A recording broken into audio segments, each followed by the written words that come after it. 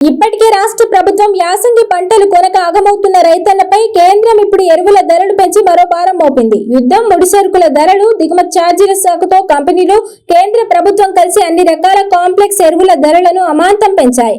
50 కిలోల కాంప్లెక్స్ ఎరువుల బస్తా ధర సగటున 300 రూపాయలు. కొన్ని రకాల ఎరువులపై బస్తాకు ఏకంగా 350 రూపాయల చొప్పున ధరలు పెరిగాయి. 2020-013 కాంప్లెక్స్ బస్తా ధర కొన్ని రోజుల క్రితం 1500 నుంచి 1800కు పెరిగింది. తాజా పెంపుతో ఈ బస్తా ధర ఇప్పుడు 2150 అయింది.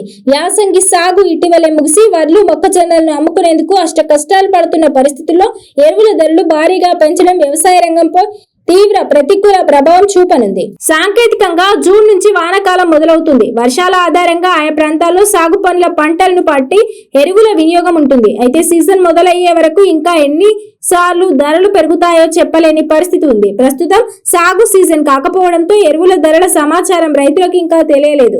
సీజన్ ఆరంభంలో పెరిగిన ధరలను చూసి రైతులు ఒక్కసారిగా ఆందోళన చెందే ప్రమాదం ఉందని ఎరువుల డీలర్లు చెబుతున్నారు. ధరల అమాంతం పెరగడం వల్ల రైతులకు పెట్టుబడి ఇబ్బందులు ఉంటాయని, ఎరువుల కొనుగోలు తగ్గి పంటల దిగుబడులు తగ్గుతున్నాయని అంటున్నారు. కేంద్రం అమలు చేస్తున్న ఎరువుల సబ్సిడీ విధానంతో రైతులపై ఎరువుల భారం ఏటా పెరుగుతుంది. యూరియా మినహా మిగతా ఎరువులకు కేంద్రం ఇచ్చే సబ్సిడీ స్థిరంగా ఉంటుంది.